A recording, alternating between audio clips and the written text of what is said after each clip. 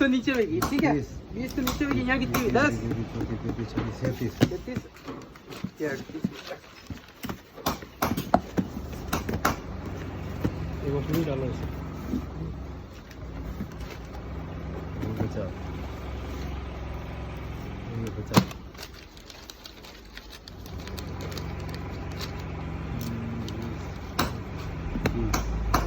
चालीस